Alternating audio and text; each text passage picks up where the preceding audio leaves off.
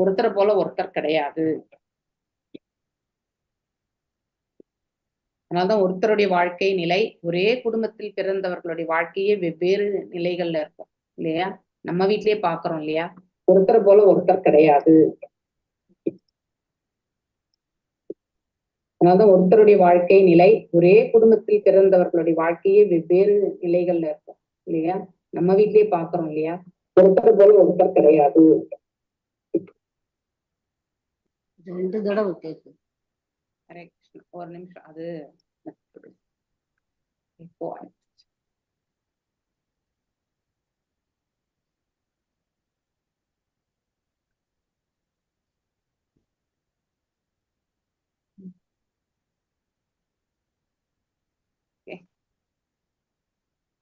இப்போ ரொம்ப அழகா இந்த ஸ்லோகங்கள் வந்து நம்ம படிக்கிறோம்.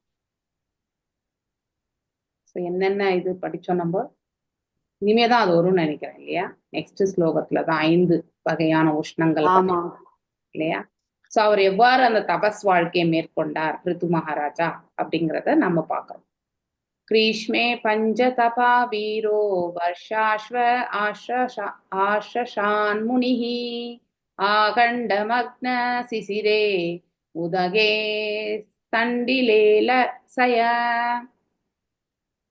வன வாழ்க்கைக்குரிய விதிகளையும் இல்லையா, வர்ணாசிரம தர்மம் பிரகாரம் பிரம்மச்சரியம் எப்படி கடைபிடிக்கணும், அதே மாதிரி வந்து கிரகஸ்த நிலைகளை எவ்வாறு கடைபிடிக்கணும், அடுத்து வானப்பிரஸ்த நிலையில எப்படி இருக்கணும் இல்லையா, சந்நியாசத்துக்குரியது எல்லாமே நாம் நிறைய இடங்கள்ல படிச்சிருக்கோம். இதெல்லாம் கிரவுண்ட் ரூல். பகவத்கீதையில ரொம்ப அழகா பகவான் அந்த 17வது அத்தியாயத்திலுமே வந்து ரொம்ப கிளியரா தவங்களை பற்றியும் தானங்களை பற்றியும் இல்லையா, சத்வகுணம் ரஜோகுணம் இல்லையா, ஒருத்தருடைய அந்த குணாதிசயங்களுக்கு ஏற்றவாறு வந்து அவர்களுடைய செயல்பாடுகள் எப்படி இருக்கும் அப்படிங்கிறது எல்லாமே ரொம்ப அழகா கொடுத்திருக்காரு இல்லையா. ஸோ அப்படி நம்ம பார்க்கும்போது, ஆனா இந்த ஃபேஸ் பிரம்மச்சரியத்துல வந்து கண்டிப்பா வந்து செலிபசி அப்படின்னு சொல்லுவாங்க. அப்படின்னா ஸோ பிரம்மச்சரியம் கரெக்டா கடைபிடிக்கணும். அந்த 8 விதமான நிலைகள் வந்து கண்டிப்பா ஃபாலோ பண்ணணும். சும்மா ஒரு பெண்ணை நோக்கிறது கூட தவறு. ஒரு ஆணை வந்து நாம ஒரு வித்தியாசமான கோணத்துல நோக்கிறது தவறு. அதே மாதிரி ஒரு பெண்ணை கூட வந்து ஒரு ஆண் வந்து வித்தியாசமான கோணத்துல நோக்கிறது தவறு இல்லையா. ஸோ அது மனிதனுடைய இயல்பும் அதே மாதிரிதான். So we have been having that, அந்த அட்ராக்ஷன் வந்து நமக்கு பர்வர்டட் ரிஃப்ளெக்ஷனா வந்து இருக்கு இல்லையா. மேல் உலகத்துல அங்கே மாதுரிய ரசமா இருக்கிறது, இங்க வந்து நமக்கு எப்படி இருக்கு, அதாவது கீழான ஒரு இயல்பாக நமக்கு இல்லையா. அதனாலதான் நம்ம you are prone to attract opposite sex. இது வந்து இயற்கையினுடைய நியதிதான். ஆனா அது தவறு என்று எண்ணி நாம் அதை செய்யக்கூடாது. வெறுமனே வந்து அதாவது டைரக்ட் ரிலேஷன்ஷிப் வச்சுக்கிறதுல மட்டும்தான் தவறுன்றது நம்ம நினைக்க கூடாது. மனதளவுல கூட நாம யாரையுமே வந்து அந்த ஒரு கண்ணோட்டத்தோட பார்க்கக்கூடாது. அதுவும் வந்து அதாவது தவறான உறவு முறைதான் அப்படிங்கிறது. 8 நிலைகளை பற்றி நான் திங்க் ரீசெண்டா உங்களுக்கு 6th கேண்டோல இருந்து உங்களுக்கு நான் சொன்னேன் இல்லையா. அந்த ஸ்லோகம் நம்பர் ஐ திங்க் டிஃப்ரெண்ட். எத்தனாவது ஸ்லோகம் அது நம்ம படிச்சது? Hare Krishna, 6th canto. So 8.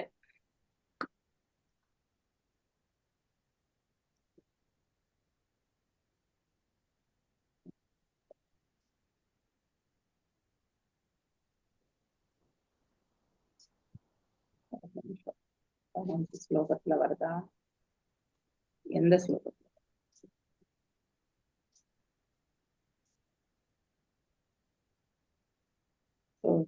பிராயச்சித்தம் என்பது, உண்மையான பிராயச்சித்தம் என்னது? பக்தி தொண்டு புரியறது, தான் செய்த தவறை உணர்றது, மீண்டும் அந்த தவறை செய்யாமல் இருக்கிறது, இதெல்லாம் தான் உண்மையான பிராயச்சித்தம். ஓகே. அதை விடுத்துட்டு நான் போயிட்டு கோயில் குளத்துல போயிட்டு என்னுடைய தவறுகளுக்கெல்லாம் வந்து எதையோ ஒண்ணு செய்துட்டு வரேன் அப்படின்னாக்கா அது கரெக்ட் கிடையாது. ஓகே. அங்க அதாவது பேசிக்கலி அந்த செயலுக்கான அந்த உந்துதலை வந்து நாம கட் பண்ணி போடுற ரூட், அதாவது வேர்ல இருந்து நம்ம அறுத்தெறியணும். அதுதான் வந்து ரொம்ப முக்கியமானது இல்லையா. அந்த ஒரு நிலை வந்து நாம செயல்படணும். அதை விடுத்துட்டு நம்ம வந்து மேலோட்டமா போயிட்டு நம்ம என்ன பண்றோம், அந்த செயலுக்கு வந்து நம்ம ஏதோ பிராயச்சித்தம் செஞ்சுட்டு வரோம். ஸோ அது தவறு. எங்க இருக்கு, இங்க எந்த ஸ்லோகத்துல வருதுன்னு எனக்கு கூட ஞாபகம் இல்லை. உங்களுக்கு யாருக்காவது ஞாபகம் இருக்கா? நான் உங்களுக்கு ஐ திங்க் ஐ ஷோட் யூ. நம்ம வேணா அதை அப்புறமா வேணா ரெஃபர் பண்ணி நாளைக்கு வேணா கூட பார்க்கலாம். ஓகே, ஸோ இப்போ நாம மாதாஜி நாம பிரேமா கிஷோரி இதுலதான் மாதாஜி இதுலதான் படிச்சோம் பிராப்த இதெல்லாம். அதுதான் மாதாஜி, அது எத்தனாவது ஸ்லோகம்ன்றது தெரியல. 6th மாதாஜி. 6th தான் தெரியும், ஃபர்ஸ்ட் சாப்டர்னு தெரியும். அதான் இங்க நம்ம படிக்கல, அங்கதான் படிச்சோம். இது அதான் படிச்சோம். அதை ஒரு நாள் நானும் கிளாஸ் எடுத்துட்டு இருந்தேன். நானும் எத்தனாவது பதம்னு சொல்லுங்க. அதுதான் பிராயச்சித்தை இப்பதான் முடிச்சோம் நம்ம இதுல. கரெக்ட். ஓகே, நாளைக்கு பார்க்கலாம் அதை பத்தி. ஸோ அது மாதிரி பாவங்க, அதாவது தகாத உறவு முறை என்பது, அதாவது பிசிக்கலி மாத்திரம், அதாவது உடல் ரீதியாக செய்யக்கூடியது மட்டும் தகாத உறவு முறை கிடையாது. மன ரீதியாகவும் எண்ண ஓட்டத்திலும் புலன்களாலும் வந்து கண்டிப்பா ஒருத்தர் வந்து கண்ணாலேயே வந்து தன்னுடைய, அதாவது அவங்களுடைய அந்த ரிஜாய்ஸ்மெண்ட்டை வந்து செய்யக்கூடிய தன்மை உண்டு இல்லையா? இப்போ நான் என்ன தூரமா இருந்து தானே பார்த்துட்டு இருக்கேன், நான் என்ன பண்ணிட்டு இருக்கேன் அப்படிங்கிற மாதிரி. இன்னொன்னு வார்த்தைகளால வர்ணிக்கிறது, கொச்சையா பேசுறது, இதெல்லாம் கூட வந்து மிக மிக தவறான ஒன்று. ஸோ அதுவும் வந்து தகாத உறவு முறைக்கு சமம் அப்படிங்கிறது வந்து 8 விதிகளை பற்றி படிச்சோம். Hare Krishna Hare Krishna Krishna Krishna Hare Hare Hare Ram Hare Ram. somebody is doing something. So, Hare Krishna. எல்லாரும் மியூட்ல இருங்கோ, background noise. Hare Krishna. Thank you thank you. So இப்படி இந்த அந்த விதிகள் வானப்பிரஸ்தத்துல எப்படி இருக்கணும்? ஸோ நோ ஃபேமிலி ரிலேஷன்ஷிப் அப்படின்னா கிரகஸ்த நிலையை, அதாவது மெட்டீரியல் பேஸ்டு, அதாவது பௌதீக தளத்தில் இருக்கக்கூடிய கிரகஸ்த பொறுப்புகளுக்கு எல்லாமே முற்றுப்புள்ளி. வெறும் கணவன் மனைவியாக இருந்தாலும் அவர்கள் இறை தொண்டிற்கு மட்டுமே தன்னை அர்ப்பணித்துக் கொள்ளணும். இதே மாதிரி வேற யாரு இருந்தாங்க சொல்லுங்க? நம்ம படிச்சிருக்கோம் பாகவதத்திலே, காற்றுக்கு சென்றாங்க. யாருண்டு நமக்கு ரொம்ப தெரிஞ்சவங்க தான். அதாவது காற்றுக்கு கணவன் மனைவி இருவருமே சென்றார்கள் அப்படிங்கிறது உண்டு. காந்தாரியும் இல்லையா? காந்தாரியும் திருதராஷ்டிரனும் வந்து அவங்க வந்து வானப்பிரஸ்தத்துல தான் சென்றார்கள் இல்லையா? சோ அங்கே அவர், அதாவது திருதராஷ்டிரன் வந்து ஹரே கிருஷ்ணா உடலை விட்டு நீங்கிய பிறகு இல்லையா, அவனும் அஷ்டாங்க யோக பயிற்சிகள் தான் செய்தான் இல்லையா? அஷ்டாங்க யோக பயிற்சிகள் செய்து அவன் இந்த உடலை விட்டு நீங்கிய பொழுது அவளும் வந்து, அதாவது காந்தாரியும் தன்னுடைய கணவனுடைய சிதைத்தியிலே வந்து தன்னையும் வந்து அர்ப்பணித்து கொண்டாள் இல்லையா? அதாவது உடன்கட்டை ஏறுதல் அப்படிங்கிறது வந்து இங்கேயும் வந்து பிரித்து மகாராஜாவுடைய மனைவி அவ்வாறுதான் செய்ய போறாங்க. ஒரு காலகட்டம் வரைக்குமே இது இருந்தது. ஏன் நம்ம சுதந்திரம், இந்திய சுதந்திரம் அடையும் பொழுது கூட இது இருந்தது இல்லையா? ராஜாராம் மோகன் ராய் அவர்கள் தான் இந்த சதி அப்படிங்கிற அந்த இதை ஒழிச்சாரு. ஆமா, ஏன்னா அந்த சாஸ்திரம் என்ற பெயர்ல என்ன பண்ணாங்க, அநியாயமான கொலைகள் பண்ண ஆரம்பிச்சுட்டாங்க இல்லையா? உடன்கட்டை ஏறுதல், உடன்கட்டை விரும்பலைன்னா கூட ஏற சொல்லுவாங்க. அந்த காலத்துல பக்குவம் இப்போ இருக்கணும்னு நாம எதிர்பார்க்க முடியாது இல்லையா? இப்ப நாம இருக்கிற அளவு கூட நாளைக்கு நம்ம பிள்ளைங்க இருப்பாங்கன்றது நோ கேரண்டி. இப்ப எல்லாம் வந்து ரிலேஷன்ஷிப்பே வந்து இட்ஸ் நாட் தட் இஸ் பாண்டடா இல்லை. ஏன்னா வாழ்க்கையினுடைய உண்மையான தத்துவமே தெரியாம தான் வாழ்ந்துட்டு இருக்கோம். அதனாலதான் வெறும் பௌதிகம் பௌதிகம் பௌதிகம்னு இருக்கிறதுனால நம்ம இந்த இடத்துக்கு எதுக்கு வந்திருக்கோன்றத வந்து தெரிஞ்சுக்க கூட நம்ம முயற்சி பண்றதே கிடையாது. இந்த பரத கண்டத்துல பிறந்த நம்ம அந்த வாய்ப்பை வந்து நாம தேடிக்கிறதே கிடையாது. ஸோ போக போக போக இன்னும் டீக்ரடேஷன் தான் இருக்குமே ஒழிய மேன்மையான ஒரு நிலை வந்து கண்டிப்பா இருக்காது இல்லையா? அதனால இந்த அப்ப இருந்த அந்த இது it is purely based on அவங்களுடைய தன் கணவன் மீது இருந்த பக்தி இல்லையா, அப்புறம் நமக்கெல்லாம் பக்தி இல்லையா, எனக்கெல்லாம் கணவன் பக்தி இல்லையான்னு ஒரு கொஸ்டின் கேட்க வந்துருவாங்க. நம்ம அதெல்லாம் அந்த மாதிரி we are going towards that. இங்கே ஒரு பக்தன் பக்தை இந்த 2 பேருடைய மனநிலையை பொறுத்து தான் நம்ம பேசுறோம். அதாவது அவங்களுடைய நோக்கம் ஒன்று இல்லையா, நோக்கம் ஒன்று. இருவருமே வந்து வானப்பிரஸ்தத்துல வந்து இருக்காங்க. இதே மாதிரிதான் வந்து திருதராஷ்டிரனும் காந்தாரியுமே வந்து யார் அனுப்புனது ஆக்சுவலி இவர் விதுரர். விதுரர்.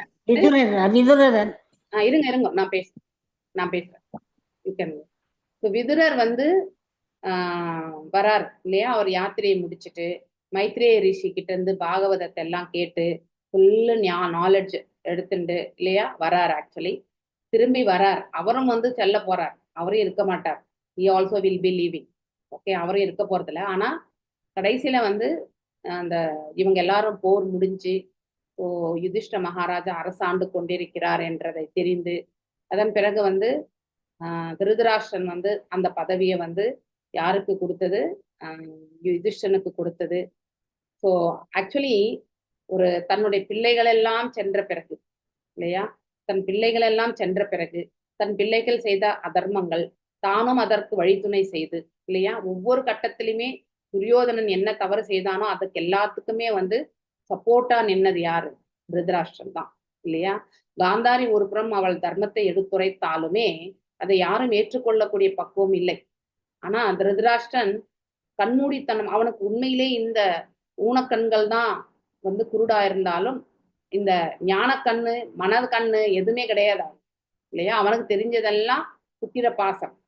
புத்திரன் என்ன தவறு செய்தாலும் பரவாயில்ல, புத்திரன் இருக்கணும் இல்லையா. அவன் செய்ததெல்லாம் வந்து அவனுக்கும் தர்மம் தெரியும், தர்மம் தெரியாது என்று இல்லை இல்லையா.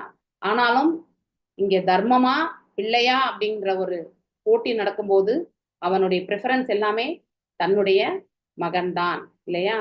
ஸோ ஒரு காலகட்டத்துல அதாவது திரௌபதியினுடைய அவமானம் நிகழும் பொழுது அவள் திருதராஷ்டிரனிட்ட வந்து வேண்டான், அரசே உன்னுடைய மகன் இவ்வாறு செய்து கொண்டிருக்கிறார், நான் இந்த குலப்பெண் அல்லவா, உங்க வீட்டு மருமகள் தானே, என்னை வந்து இவ்வாறு அவமானப்படுத்துறது கரெக்டா அப்படின்ற ஒரு கொஸ்டின் கேட்கும் பொழுது அவன் நீ இப்பொழுது குலப்பெண் கிடையாது, தாசிதான். ஸோ உன்னுடைய சுவாமி என்ன சொல்றாரோ அதை தான் நீ செய்யணும்ன்றத வந்து சொல்லிடுவார். ஸோ அப்பனா அந்த தவறு இழைக்கிறதுக்கு ஆனா தண்டனை என்பது திருதராஷ்டிரன் வந்து அவன் வந்து என்றைக்குமே அவன் வந்து கரெக்டா யோசிக்கவே இல்லை. இதையெல்லாம் அசை போட்ட விதுரர் வந்து அப்படிப்பட்ட அதாவது பாண்டவர்களுக்கு அவ்வளவு சிரமத்தை கொடுத்து இல்லையா, அவனிடத்திலேயே நீ உணவு உண்டு கொண்டு இருக்கிறார் இல்லையா. அது எவ்வளவு, அதாவது நம்மளா இருந்தா கூட அந்த இடத்துல இருக்க மாட்டோம் இல்லையா. So it is very very tough. ஆனா அதையும் தாண்டி திருதராஷ்டிரன் அங்கே இருந்தான் என்றால் அவன் எந்த அளவுக்கு வந்து அடர்ந்த அஜ்ஞானத்தில் இருந்திருக்கின்றான் என்பதை நாம தெரிஞ்சுக்கணும். எதன் மீது, இந்த பௌதீக வாழ்க்கை இல்லையா.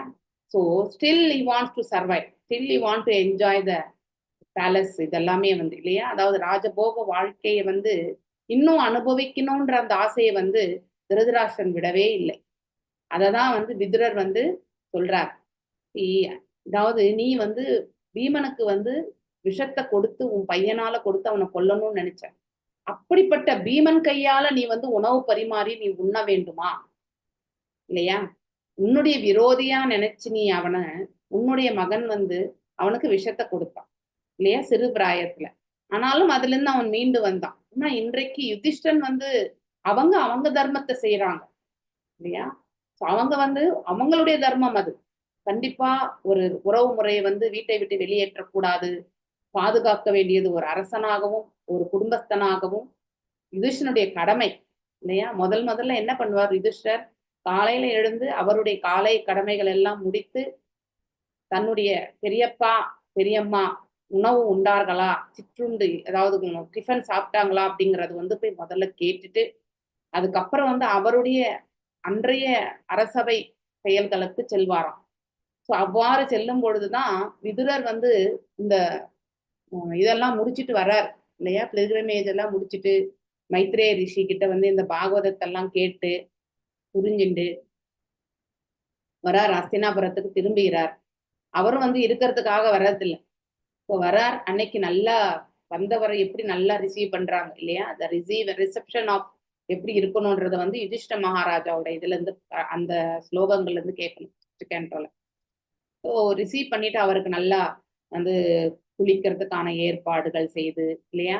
அடுத்து அவருக்கு வந்து உணவு நல்ல உணவெல்லாம் அளித்து அதுக்கப்புறம் வந்து நல்லா ஆறாம உட்கார்ந்து குடும்பஸ்தர்கள் எல்லாமே வந்து ஃபேமிலி பீப்புள் எல்லாருமே உட்கார்ந்துருப்பாங்க. அவருக்கு ஒரு ஆசனத்தை கொடுத்து இவ்வளவு பில்கிரிமேஜ் போயிட்டு வந்தார் இல்லை, யாத்திரை போயிட்டு வந்த பிறகு அவர்கிட்ட இருந்து ஞானத்தை பெறணும். பேசிக்கலி அவருக்கு வந்து கிருஷ்ணரை பத்தி தெரிஞ்சிருக்கோன்றது வந்து யுதிஷ்டர மகாராஜாவுக்கு தெரியும். கிருஷ்ணர் இந்த பிரபஞ்சத்தை விட்டு சென்று விட்டார் என்பது விதுரருக்கு தெரியும். ஆனாலும் விதுரர் வந்து சொல்லல. ஏன் வந்து சில காரணங்கள் வந்து பாத்தீங்கன்னாக்கா நல்லவர்கள் வந்து ஆஹ் கெட்ட செய்தியை வந்து டக்குன்னு சொல்ல மாட்டாங்க. நல்லவர்கள் நல்லதை மட்டும்தான் சொல்லுவாங்க. தீயதை வந்து அவங்களுடைய வாயால கண்டிப்பா சொல்ல மாட்டாங்க. ஏன்னா எதிர்த்தரப்புல இருக்கிறவங்களுடைய அதாவது அவங்களுடைய மனசு எவ்வளவு பாதிக்கப்படும், ஒரு செய்தி ஒருவருக்கு பாதிப்படையக்கூடிய செய்தியை வந்து கண்டிப்பா சொல்ல மாட்டாங்க. விதுரருக்கு எவ்வளவோ கொஷின்ஸ் போட்டார். ஆனா வந்து யுதிஷ்ட மகாராஜா கேட்ட கேள்விகளுக்கு கிருஷ்ணரை தவிர்த்து எல்லா கேள்விகளுக்குமே அவர் வந்து விடை கொடுத்தார். ஸோ அதுக்கப்புறம் அன்னைக்கு நைட்டு போய் நல்லா திருதராஷ்டிர வந்து இன்னும் நீ இப்படி ஒரு கேவலமான இந்த இந்த இடத்துல இருந்து நீ வந்து அவங்க உன்னை கௌரவிக்கிறாங்க, அது அவங்களுடைய தர்மம். ஆனா நீ வந்து இந்த இடத்துல இருக்க வேண்டியது உன்னுடைய தர்மம் கிடையாது. இப்படி கேவலமான உணவை சாப்பிடுறது வந்து ஒரு மனிதனாகப்பட்டவனுக்கு அவ்வளவு மோகம் தேவையே இல்லை, இந்த அட்டாச்மெண்ட் இந்த அரசவையோட உனக்கு அப்படின்றத வந்து திட்டுறாரு. அதுக்கப்புறம் வந்து திருதராஷ்டிரனுக்கு வந்து உணர்வு வருது. அதன் பிறகு என்ன பண்றார், மனைவிக்கு கூட சொல்றது கிடையாது திருதராஷ்டிரன் இல்லையா? காலையில் அதாவது விடியற் காலைக்கு முன்னாடியே எழுந்து அவர் வந்து காட்டை நோக்கி சென்று விடுகிறார். பின்னாடியே வந்து காந்தாரியும் பின்தொடர்கிறாள். அதன் பிறகு விதுரரும் வந்து அவரும் வந்து வேறு ஒரு திசையை நோக்கி சென்று விடுகிறார். அவ்வளவுதான். இவங்க 3 பேருடைய இது வந்து அதோட முடிந்தது பாகவதத்துல. மறுநாள் காலையில வந்து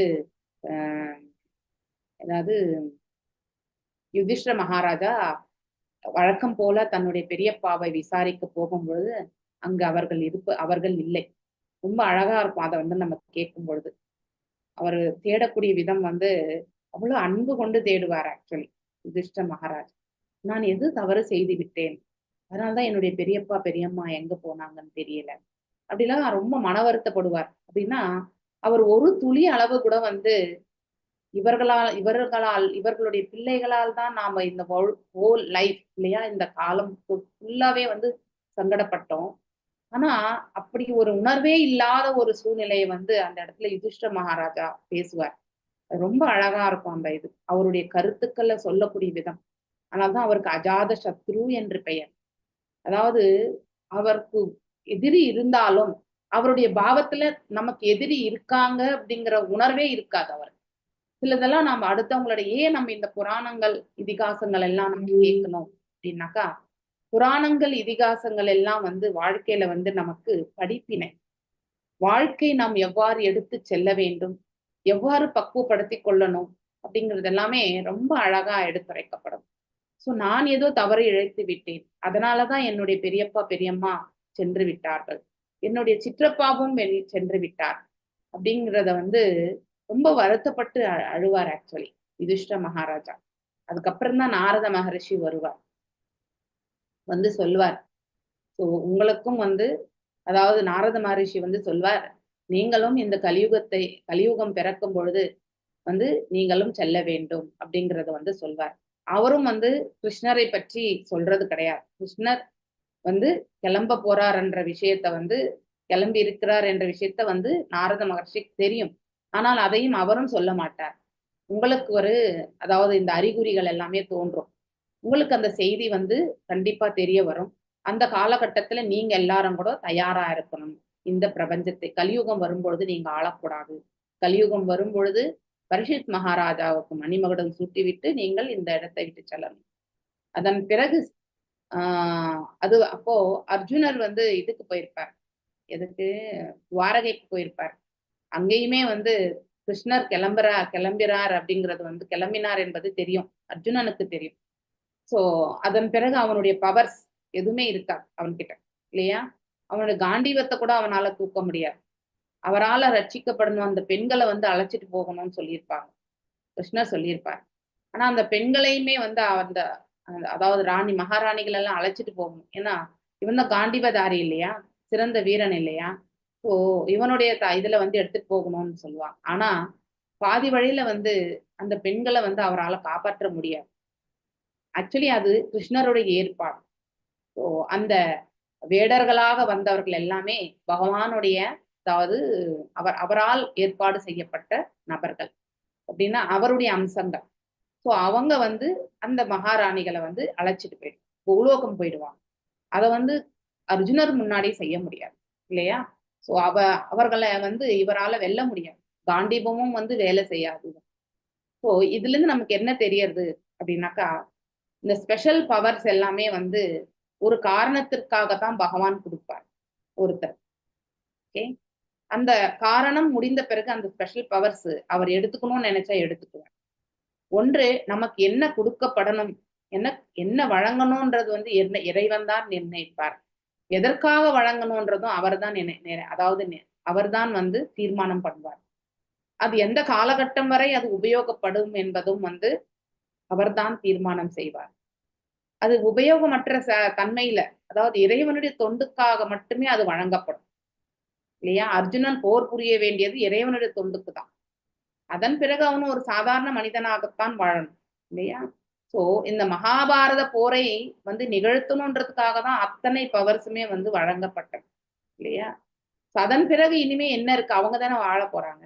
so they can do there with their ஓர் நார்மல் பலத்தை கொண்டு அவங்களால வாழ முடியும். அந்த அந்த ஏன்னா அவங்களுக்கு தான் ஆல்ரெடி இந்த பூமண்டலம் முழுவதுமே அவங்க தான் ஆண்டுன்னு இருக்காங்க, இல்லையா? அப்படி இருக்கும் பொழுது வந்து எந்த ப்ராப்ளமும் கிடையாது. ஸோ இனிமே அந்த அசாதாரணமான அந்த சக்தி பவர்ஸ் எல்லாம் வந்து அர்ஜுனனுக்கு தேவையே இல்லை, இல்லையா? ஏன்னா அவன் ஒரு பக்தனும் கூட. பக்தனுக்கு என்ன வேணும்? பக்தி தான் வேணும், பவர்ஸ் தேவை கிடையாது, இல்லையா? பௌதீகத்துல இருக்கும் பொழுது அந்த பவர்ஸ் தேவையே கிடையாது. அதனாலதான் பகவான் அந்த பவர்ஸ் எல்லாம் அர்ஜுனர்கிட்ட இருந்து எடுத்துருவான். அதன் பிறகு அழுதுண்டுதான் அவன் வந்து எங்க போவான்? ஹஸ்தினாபுரம் அடைவான். போனவன் வந்து வரலையேன்ட்டு வந்து இவர் வந்து அவருக்கு வந்து ஒரு சகுனங்கள் எல்லாம் தோன்ற ஆரம்பிக்கும் யுதிஷ்ட மகாராஜா. ஸோ அந்த சகுனத்தை எல்லாம் வந்து பார்க்கும் பொழுது அவருக்கு டவுட் ஆல்ரெடி இருக்கு. கிருஷ்ணர் சென்று விட்டார், நாரத மகரிஷி கூட சொல்லிட்டு போயிருக்காரு இப்போ. ஸோ அதனால வந்து கிருஷ்ணர் சென்றிருக்கக்கூடிய அறிகுறிகள் எல்லாம் தோன்றுகின்றது. ஸோ கலியுகமும் பிறந்திருக்கு அப்படிங்கிறது எல்லாமே அவருக்கு வந்து புரிய ஆரம்பிக்குது. ஆனா அதுக்கு வந்து கன்ஃபார்மான ஒரு இது வந்து அர்ஜுனர் வந்தாதான் தெரியும் அப்படின்ட்டு. அர்ஜுனன் வந்த பிறகு எவ்வளவு கொஸ்டின்ஸ் கேட்பார் தெரியுமா? ஆனாலும் அர்ஜுனன் வந்து எதையுமே சொல்ல மாட்டான். கடைசியில தான் வந்து ரொம்ப அவனும் பேசக்கூடிய விதம் வந்து நமக்கு அந்த அத்தியாயம் கண்டிப்பா படிக்கணும். First canto is full in full. நம்ம இறைவனை பற்றி வாசிக்கணும்னா அவ்வளவு அற்புதமான இது. ஓகே, ஸோ அங்க நடந்த நிகழ்வுகள், பிராமணர்களால் சபிக்கப்பட்டு எதுகுலம் எல்லாம் ஒருவரை ஒருவர் அடித்து இந்த உலகத்தை விட்டு சென்றது, பெண்களை அவரால் காப்பாற்ற முடியாம போனது, இதெல்லாம் வந்து சொல்வார். அவனுடைய பொலிவு எல்லாமே இழந்திருப்பான், முன்னாடி இருந்த பொலிவு கிடையாது. ஸோ அந்த டிவைன்னஸ் இருக்கும்பொழுது பொலிவு என்பது இருக்குன்றது வந்து அந்த ஸ்லோகங்கள்ல இருந்து படிக்கும் பொழுதுதான் நமக்கு புரிய ஆரம்பிக்குது. யாருடைய, அதாவது தெய்வீக தன்மையால ஒருத்தர் வந்து பொலிவாகவே இருப்பார் டிவைன்னஸ்னால. அர்ஜுனன் ரொம்பவுமே வந்து பராக்கிரமசாலியும் கூட, தெய்வீகத்தன்மை கொண்டவனும் கூட. ஆனா இறைவன் அந்த பவர்ஸ் எல்லாம் எடுத்துட்ட பிறகு அந்த முகப்பொலிவு எல்லாம் போயிடுது. அது ஒண்ணு. ரெண்டாவது, கிருஷ்ணரை விட்டு பிரிந்து இருக்கக்கூடிய விப்லலம்பா பாவத்துல இருக்கான். ஸோ அதனால அதை ஏற்றுக்கொள்ளக்கூடிய மனப்பக்குவம் அவனுக்கு கிடையாது. ஸோ அந்த சுச்சுவேஷன், பிரிவு, இறைவனிடத்துல இருந்து தான் பிசிக்கலி, இல்லையா? முன்னாடி ஏ கிருஷ்ணா, ஏ மாதவா, ஏ சக்கேலி இப்படின்லாம் அழைச்சிட்டு இருந்தவர், கூடவே இருந்தவர் இல்லாதப்போ என்ன ஆகும்? அந்த மனசு வந்து, ஏன் நாம பௌதீகத்திலேயே நம்ம கூட இருக்கக்கூடிய கணவன் மனைவியே எடுத்துக்கோம், இல்லையா? கணவன் மரணித்து விட்டால் மனைவி அதனுடைய துக்கத்தை வந்து தாங்கறதுக்கு இட் வில் டேக் டைம். ஏன்னா அந்த பிரிவு பிசிக்கலா வந்து இருந்தவர் இல்லையே வீட்டுல, இப்படி திரும்பினாலும் அவர் இருப்பார், அப்படி திரும்பினாலும் அவர் இருப்பார், இல்லையா? ஸோ குழந்தைய போல பேசுவார் அப்படிலாம் நினைப்போம். வயதான பிறகு I think this was the behaviour, this will be the behaviour actually. மனைவி, அதாவது என்னோட உறவு முறையில வந்து மரணம் அடைந்த பொழுது ஒருத்தர் வந்து கணவன் மரணம் அடைந்த பிறகு மனைவி அழுத பொழுது அவருடைய குணாதிசயங்கள் எல்லாம் சொல்லி அழுதுட்டு இருந்ததை வந்து என்னால புரிஞ்சுக்க முடியுது. அதை வச்சுதான் உங்களுக்கு இப்ப சொல்லிட்டு இருக்கேன்.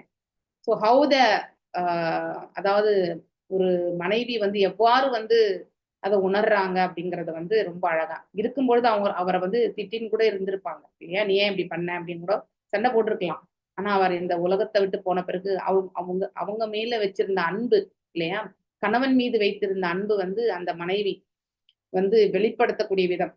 என்னுடைய மாமனாருடைய தம்பி ஒரு மரணித்தாங்க இப்போ ஒரு 4 மாசத்துக்கு முன்னாடி. என்னுடைய அத்தை அவர்கள் தான். ஸோ அதான் அவங்க அவங்க அவ்வளோ ஃபீல் பண்ணி அவங்க ஒரு க்ஷணம் கூட சாப்பாடு சாப்பிட மாட்டேன் அந்த ஒரு நிலைக்கு. She's aged she's only 78. அவரே வந்து ஒரு 90 கிட்ட இருந்து தான் போனார். அவ்வளோ ஏஜ் டிஃபரன்ஸ் பிளஸ். ஆனா அவங்களுடைய அந்த பாண்டிங்க பார்க்கும், தட்ஸ் வேர் ஆக்சுவலி. ஏஜ் ஆன பிறகு ஒரு குழந்தைங்க மாதிரி தான் ஆயிடுவாங்க அப்படிங்கறத வந்து அவங்களுடைய அந்த செயல்கள்ல இருந்து நம்மளால புரிஞ்சுக்க முடியுது. அப்படி இந்த பிரிவினுடைய ஏக்கம் வந்து நம்ம பௌதிகத்துல இவ்வளவு பாடிலி பிளாட்ஃபார்ம்ல இருந்து உடல் தளத்துல இருந்தே நாம் இப்படி நினைக்கிறோம். அவங்க இருந்தது எது ஆத்மார்த்தமானது இல்லையா, ஆத்ம நிலையில இருந்து இருந்த உணர்வு.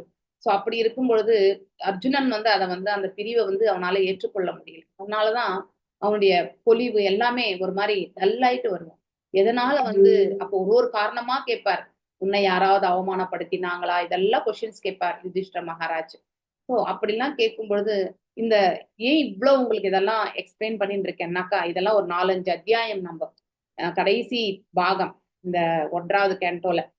ஸோ ஒரு பக்தனுடைய பாவம், மனபாவம், எதிர்பார்ப்புகள், அவங்களுடைய குவாலிட்டிஸ் எப்படிலாம் இருக்கு, அடுத்தவங்க தவறு இழைச்சாலும் வந்து அதை வந்து பொருட்படுத்தாம தான் அடுத்தவங்களுக்கு தவறேச்சா இந்த பிரபஞ்சத்துல பெரிய பாவத்தை பண்ணக்கூடிய அந்த பாவம் இதெல்லாமே வந்து உண்டு. அடுத்தவங்களுக்கு குறைகளை வந்து அப்படியே ஏற்றுக்கொள்ளக்கூடிய மனப்பக்குவம், இந்த மாதிரி தெய்வீகமான குவாலிட்டிஸ் எல்லாமே நாம டெவலப் பண்ணிக்கணும். இங்க பிருத்து மகாராஜும் பாத்தீங்கன்னாக்கா அந்த வானப்பிரஸ்த நிலையில எப்படி வந்து செலிபசி தான் அந்த சமயத்திலையும் நம்ம வந்து அனுஷ்டிக்கணும். ஓகே, மனதளவுல கூட நாம வந்து டீவியேஷன் இருக்கக்கூடாது. குறிக்கோள் எல்லாம் இறை தொண்டு. அப்படிப்பட்ட ஒரு நிலையில இங்க பிருத்து மகாராஜ் இல்லையா. சோ அதே மாதிரி நிலையில தான் வந்து திருதராஷ்டிரம் சென்றார். திருதராஷ்டிரன் அந்த அவனும் வந்து சுவாச கட்டுப்பாட்டு பயிற்சியில தான் வச்சு இந்த சுவாசத்தை வந்து அவனும் வந்து சாய்ஜ்ய முக்தி அடைந்தான்.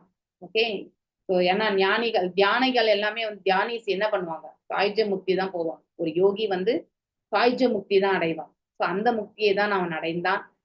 ஸோ மேலும் தன்னுடைய கணவனுடைய சிதையிலே வந்து தன்னையும் வந்து மாய்த்து கொண்டால் யாரு, காந்தாரி. ஸோ அப்படி கற்போட வந்து அந்த காலகட்டத்துல வந்து செயல்படுத்தப்பட்டது. கற்பு என்பதை வந்து அந்த மாதிரிதான் நிரூபிச்சாங்க. It was a proving things actually. ஆனா அது மனம் உவந்து தன்னையே வந்து இழக்கக்கூடிய தன்மை இல்லையா. ஸோ அதே மாதிரி காலம் மற்றும் இடம் ஏற்றவாறு செயல்கள் வந்து மாறும். ஓகே, ஸோ அத மாதிரி நம்ம இந்த காலகட்டத்துல எதிர்பார்க்க முடியாது. ஆனா அந்த பேர்ல என்ன நடந்துன்றது, ரொம்ப தவறுகள் நடந்துன்றது, அது மிக மிக தவறு. ஒருத்தரை வந்து கொல்லணும்னாக்கா இதை வந்து ஒரு வாய்ப்பாய் எடுத்துட்டு செய்துட்டு இருந்தாங்க. அதுக்கப்புறம் தான் வந்து இந்த சதி என்னக்கூடிய அந்த இதை கொண்டு வந்தாங்க. ஆனா அதுக்கப்புறம் இப்ப யாருமே அந்த மாதிரி கிடையாதுன்னு வச்சுக்கோங்க. ஸோ வன வாழ்க்கைக்குரிய விதிகளை மகா முனிவர்களின் பாதையும் பின்பற்றி, இன்னைக்கு நிறைய உங்களுக்கு ஸ்டோரி தான், நான் ஸ்டோரியே சொல்ல மாட்டேன். ஆனா ஒரு லெவலா வந்து ஒரு ஸ்டோரி வந்துருச்சு உங்களுக்கு. ஸோ ஆனா இதுல இருந்து நம்ம நிறைய நல்ல கருத்துக்களை எடுத்துக்கணும் நம்ம இல்லையா. என்ன எப்படி ஒருத்தர் வந்து பக்தியில இருக்கும் பொழுது எவ்வாறு வாழ்ந்தார் என்பதை வந்து நாம கண்டிப்பா புரிஞ்சுக்கணும். ஸோ வன வாழ்க்கைக்குரிய விதிகள் வானப்பிரஸ்தத்துல எக்ஸாம்பிள் பரத மகாராஜா, அவருடைய புலன் என்னாச்சு அவருக்கு, அவர் வந்து கண்ணால அந்த அதாவது மான்குட்டி ஈன்று விட்டு அந்த தாய் மான் மரணித்ததை கண்ணால பார்த்ததால என்ன ஆச்சு, அவர் வந்து அந்த மானோட வந்து கருணை கொண்டதால அந்த மான்குட்டியோட அட்டாச்மெண்ட் ஆயிட்டார் இல்லையா. ஸோ அதனால அதுக்கப்புறம் அவருடைய பக்தி வாழ்க்கையே வந்து அவர் எதுவும் தவறே செய்யல. அதுல வந்து அவர் அன்புதான் பாராட்டினார். ஆனா அதை வந்து முதன்மை காரியமா வச்சிருந்தார் இல்லையா. எந்த செயல் செய்தாலும் அந்த மான்குட்டி கண்ணு முன்னாடியே இருக்கணும். ஸோ அப்போ போக்கஸ் எல்லாம் எதன் மீது இருக்கு, அந்த மான்குட்டி மேலதான் இருக்கு இல்லையா. அப்போ அந்த பக்தியினுடைய சேவையினுடைய இது வந்து ப்ரையாரிட்டி பார்த்தீங்கன்னாக்கா குறைஞ்சிருச்சு. காலத்துல பாத்தீங்கன்னாக்கா அப்படியே வந்து பக்தி சேவையிலே வந்து அவர் வந்து சரிவர ஈடுபட முடியாத ஒரு நிலைக்கு தள்ளப்பட்டார். அதனால அவர் வந்து பக்தி பாதையிலிருந்து தவறி விழுந்தார். மரணிக்கும் பொழுதும் கூட அந்த மானை எண்ணிக்கொண்டே வந்து யார் அந்த மானை ரட்சிப்பார்கள் என்று எண்ணிக்கொண்டே மரணித்தார். கண்டிப்பா யாரையுமே கடைசி வரைக்கும் ரட்சிக்க முடியாது. இத ஃபர்ஸ்ட் நம்ம மனசுல வந்து பதிய வச்சுக்கணும். யாருக்குமே யாரும் சாஸ்வதம் கிடையாது. சோ நாம மரணம் என்பது எப்பொழுது வேண்டுமென்றாலும் யாருக்கு வேண்டுமென்றாலும் நிகழும். இத உங்களுக்கு ஒரு ஐ திங்க் உங்களுக்கு குஜராத்தி டீம் லீட் பத்தி சொன்னேன் இல்லைங்களா? அந்த அவங்களுடைய மனைவி மேபி ஒரு 28 வயசு 29 வயசு தான் இருக்கும் அந்த பெண்ணுக்கு. Okay, she being a naturotherapy doctor.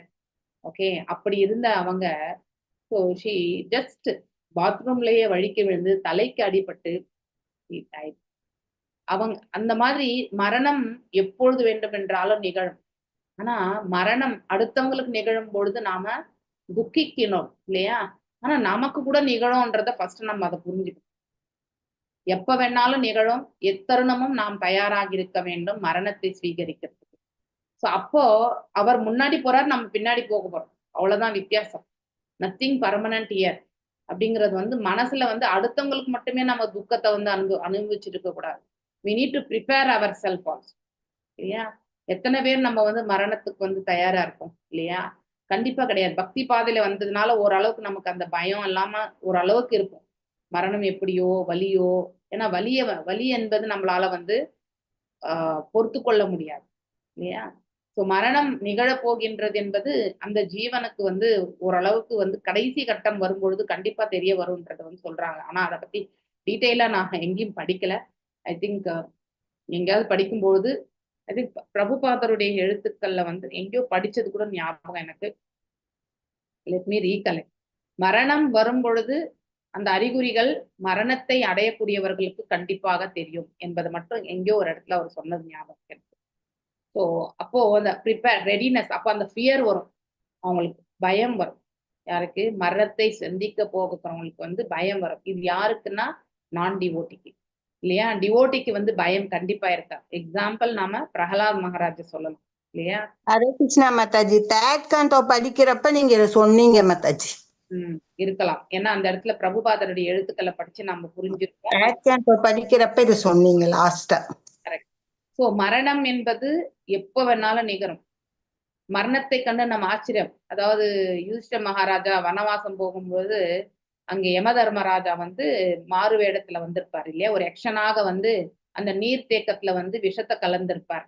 So ஒருத்தரா நகுலன், சகாதேவன், அர்ஜுனன், பீமன் எல்லாருமே நீர் கொண்டு வர சென்று அங்கே அந்த நீரை குடித்து என்ன பண்ணுவாங்க? மரணித்திருப்பார்கள் இல்லையா? ஸோ மேலும் அங்கே தர்மராஜன் வரும் பொழுது அந்த யக்ஷன் வந்து கேட்பான் இல்லையா? உன்னுடைய தம்பிகள் செய்த சொந்த தந்தையே இல்லவா யம தர்மராஜா இஸ் வாட்? ஸோ யுதிஷ்ட மகாராஜாவுடைய தந்தை இல்லையா? ஸோ யம தர்மராஜா அவர் சொல்வார், உன்னுடைய தமையன்கள் எல்லாருமே வந்து என்னுடைய வார்த்தையை கேட்காம என்னுடைய நீர்நிலையில வந்து தண்ணி குடிச்சாங்க, அதனாலதான் இப்ப மரணித்து இருக்கிறார்கள் இல்லையா அப்படின்னு கேட்பான். சோ நீயும் அதே மாதிரி தவறை இழைக்காதே அப்படின்ட்டு வந்து சொல்வார். அதாவது அந்த யக்ஷ ரூபத்துல இருக்கக்கூடிய யம தர்மராஜ்.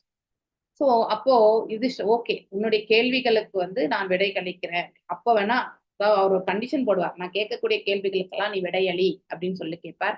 அவரும் சில கேள்விகள்லாம் கேட்பார். அதற்கு வந்து தர்மராஜன் அழகா பதில் சொல்வார். ஸோ அதுல ஒரு கேள்வி என்னன்னாக்கா மரணம் இல்லையா? அதுதான் ஆன்சர். ஆக்சுவலி இந்த உலகத்திலேயே மனிதனாகப்பட்டவன் எதை கண்டு மிகவும் ஆச்சரியம் கொள்கின்றான் அப்படிங்கிற ஒரு கொஸ்டின் கேட்பார். ஆக்சுவலி யாரு? யம தர்மராஜன் இல்லையா? அந்த யக்ஷ ரூபத்துல.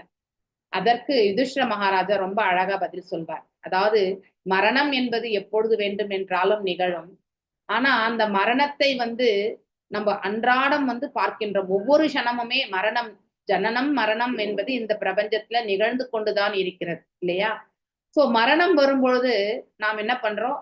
ஆச்சரியமா பார்க்கோம் இல்லையா? இப்ப வந்து அந்த கப்பல்ல அந்த பொண்ணு மரணித்தது வந்து ஒரு ஷாக் நமக்கு இல்லையா?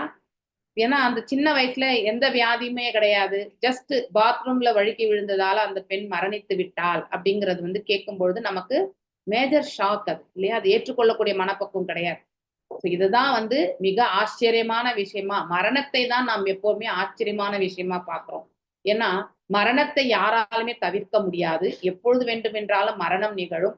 ஆனா அப்படிப்பட்ட உண்மையை உணர்ந்த பிறகு கூட நாம மேலும் மேலும் வந்து என்ன பண்றோம், நம்ம ஆச்சரியமாகவே பார்க்கின்றோம் அப்படின்னு சொல்லிட்டு ரொம்ப அழகா சொல்லுவார். சோ அப்போ அந்த பதிலை கேட்டு தர்மராஜன் வந்து ரொம்ப ரொம்ப ஆனந்தம் கொள்வார். தந்தையாக தான் அவருடைய தந்தையுடைய ரூபத்தை வந்து காட்டுவார். சோ இப்போ உனக்கு நான் ஒரு வாய்ப்பு கொடுக்கிறேன். உனக்கு ஒரு தம்பியை மட்டும்தான் நான் வந்து ஜீவித்து கொடுப்பேன். யாரு வேணும்ன்றது மட்டும் சொல்லு அப்படின்னு சொல்லுவாங்க. அதுக்கு நகுலனையோ சகாதேவனையோ கேட்பார் ஆக்சுவலி. அதற்கும் காரணம் கேட்பார் அவர். ஏன்னா நாங்க 3 பேர் வந்து இந்த அதாவது குந்தியினுடைய பிள்ளைகள். யாரு? அதாவது தர்மனும், அர்ஜுனனும் மற்றும் பீமனும் இல்லையா? 3 பேருமே வந்து குந்தி தேவியினுடைய பிள்ளைகள். மாத்ரி என்ற தாய்க்கு பிறந்தவர்கள் யாரு? அதாவது நகுலன், சகாதேவன். என்னுடைய ஒரு தாய்க்கு வந்து பிள்ளையாக நான் இருக்கின்றேன். ஆனா இன்னொரு தாய் இந்த உலகத்துல இல்லைன்னாலும் அவர்களுக்காக வந்து ஒரு பிள்ளைய வந்து நீங்க கொடுங்கோ. அப்பதான் அந்த தாயும் வந்து சந்தோஷப்படுவாள் அப்படின்றது கேட்ட பிறகு அவருடைய அந்த பரோபகாரம், அந்த தர்மத்தினுடைய நிலை வந்து புரிஞ்சுண்டு அவருக்கு வந்து எல்லா தம்பியர்களுமே வந்து உயிர்ப்பித்து கொடுக்கிறார். சோ இதுல இருந்து என்ன தெரியறதுன்னாக்கா, நம்ம சுயநலம் என்றைக்கு வரைக்கும் நாம வச்சிருக்கிறோமோ அன்றைக்கு வரைக்குமே நம்ம வந்து we are bound to many things. பாவக்கடல்ல உழல்றது இல்லையா? தவறுகள் இழைக்கிறது. எப்போ நம்ம சுயநலமாகவே வாழ்ந்துட்டு இருக்கோம்னாக்கா அது வரைக்குமே நமக்கு தவறுகள் செய்யறோன்றது கூட தெரியாம தவறு செய்யும். எப்ப நாம பொதுநலவாதியாக நம்ம மாறும் பொழுது அடுத்தவர்களுடைய துன்பங்கள் இல்லையா, அதையும் வந்து நியாய தர்மத்தை வந்து புரிஞ்சுக்கக்கூடிய அந்த பக்குவம் நமக்கு வரும் இல்லையா? அப்ப வன வாழ்க்கைக்குரிய விதிகள், வனவாசத்துல எப்படி வாழணும்ன்றத வந்து ரொம்ப அழகா வந்து தெரிஞ்சுக்கணும். நம்ம வனப்பிரஸ்தத்துல வந்து செலிபசி அங்கேயுமே வந்து நம்ம வந்து இறை தொண்டுக்கு மட்டுமே நம்மளை அர்ப்பணிக்கணும். மகாமுனிவர்களின் பாதையும் பின்பற்றி பிருது மகாராஜா கோடை காலத்தில் 5 வகையான உஷ்ண முறைகளை ஏற்றுக்கொண்டு, மழை காலத்தில் அப்படின்னா நம்ம இந்த சீதோஷ்ண நிலைக்கெல்லாம் நம்ம வந்து இப்போ வந்து ரொம்ப வெப்பமா இருக்குன்னா எங்கேயாவது ஃபேன் இருக்கான்னு தேடுவோம். மினிமம் லெவல் இல்லையா? எங்கேயாவது நிழல் இருக்கா, வெளியில இருந்தா மர நிழல்ல போய் ஒதுங்கலாமே, கொஞ்ச நேரம் காத்துக்காவது நிற்போமேன்னு நினைப்போம் இல்லையா? அடுத்து வந்து வீட்டுல இருந்த ஏசி இல்லையா? ஸோ அதாவது உஷ்ண நிலைகள், அந்த உஷ்ண முறைகள் வந்து பாத்தீங்கன்னாக்கா வெப்பமா ஒரு புறம் இருந்தாலும் அவர் வந்து வெப்பத்தின் அருகிலேயே உட்கார்ந்து இருப்பார். அப்படின்னா அந்த உடல் வந்து உடல் தளத்திலிருந்து அவர் வந்து வெளியில வரணும்ன்றதுக்காக வந்து செய்யக்கூடிய பயிற்சி. ஓகே. அதே மாதிரி குளிர்காலத்துல பிருந்தாவனத்துக்கெல்லாம் நீங்க போனீங்கன்னாக்கா அந்த இடத்துல குளிர்காலம், இப்போ நம்ம எல்லாரும் அலகாபாத் எல்லாரும் போயிட்டு வந்தாங்க இல்லையா? ஸோ என்னது அது இப்ப நடந்த நிகழ்வு, அலகாபாத்ல எல்லாரும் கங்கை நீர்ல ஸ்நானம் பண்ணிட்டு வந்தோம். கும்பமேளா. கும்பமேளால நீங்க இந்த காலகட்டத்துல போகும், பனி காலத்துல போகும், அந்த நீர்ல வந்து நீங்க மூழ்கி எழணும். மழை காலத்துல கனமழை கொடூரங்கள் தன் உடலை கொடுத்து, குளிர்காலத்தில் கழுத்து வரை நீரில் நின்றும் இப்படி வெறும் தரையில் படுத்தும் தன் வாழ்க்கையினை மேற்கொண்டார். இதெல்லாமே வந்து உடல் அதாவது மனப்பக்குவம் வருவதற்காக எக்ஸ்ட்ரீம், அதாவது வெதர் கண்டிஷன்ஸ் அதையுமே தாண்டி அப்படின்னா உடல் தவம் அதாவது இந்த சீதோஷ்ண நிலைகள் எல்லாமே இந்த உடலுக்கு வந்து அவர் வந்து இந்த உடலுக்கு தான் வந்து வலியே தவிர மனதிற்கும் அதாவது ஆன்ம நிலையில எந்த சம்பந்தம் இல்லை என்பது அந்த நிலைக்கு அவர் அவ்வாறு பக்குவம் அடையணுன்றதுக்காக அவ்வாறு பயிற்சி செய்கிறார். ஆக்சுவலி இவையெல்லாம் பக்தி யோகத்தை ஒத்துக்கொள்ளாத ஞானிகளும் யோகிகளும் மேற்கொள்ளும் தவ முறைகளாம். கண்டிப்பா இது செய்யறது வந்து தியான பயிற்சிகள் செய்யறவங்க தான் எக்ஸ்ட்ரீம் கண்டிஷன்ஸ்ல வந்து உட்கார்ந்து செய்வாங்க. அப்ப அஷ்டாங்க பயிற்சிகள் செய்து இல்லையா, அஷ்ட சித்திகளை அடையணும், அனிமா லகிமா இதெல்லாம் அடையணுன்றதுக்காக செய்யக்கூடிய செயல்கள். பௌதிக மாசுக்களிலிருந்து தூய்மை பெறுவதற்காக அவர்கள் இது போன்ற தவ முயற்சிகள். ஏன்னா இந்த புலன் வந்து என்னன்னா சக்தி வாய்ந்த ஒரு புலன் வந்து நம்மளை வந்து இழுத்துட்டு வந்து விட்டுடும் இல்லையா? இப்ப அஜாமிலன் ஸ்டோரியே அவ்வளவு மேன்மையான ஒரு பிராமண குலத்தில் பிறந்து தன்னுடைய தந்தை ஒரு வைஷ்ணவராக இருந்து இல்லையா, தந்தைக்கு வந்து அனைத்து கைங்கரியத்திலுமே வந்து தான் தொண்டு புரிந்த அவன் அங்கே காற்றுக்கு பூப்பறிக்க செல்லும் பொழுது அங்கே ஒரு விபச்சாரியினுடைய செயலை வந்து அவனுடைய புலனால் பார்த்து கண்ணால பார்த்ததால அதன் பிறகு அவன் வந்து அவனுடைய ஆஸ்டரிட்டிஸ் எல்லாமே விட்டுட்டான் இல்லையா? சோ அந்த விபச்சாரியோடையே கடைசி வரைக்கும் வாழ்ந்தான். ஸோ ஒருத்தர் வந்து எப்ப வேணாலும் சரிக்க விழுவாங்க வாழ்க்கையில. ஸோ நான் ரொம்ப கட்டுக்கோப்பானவன், நான் ரொம்ப பர்ஃபெக்ட் அப்படின்னு வந்து நம்ம சொல்லிக்கவே முடியாது. எனி டைம் நமக்கு சறுக்கல் உண்டு. நோ ஒன் இஸ் எக்ஸெப்ஷன் அதுல வந்து இல்லையா? அப்படி இருக்கும்போது அதுதான் பௌதிக மாசுக்கள். இந்த காம, குரோத, லோப, மோக, மத, மக்ஷரம், இந்த 6 விதமான மாசுக்கள் எப்ப வேணாலும் நம்மள வந்து அட்டாக் பண்ணும். ஏன்னா அது நம்ம மனசுலயே இருக்கு. எப்ப இந்த 6 விதமான மாசுகளை சுத்தமா கலைஞ்சு எடுக்கிறோமோ அது வரைக்குமே நாம அதற்கு பலிபசு தான்.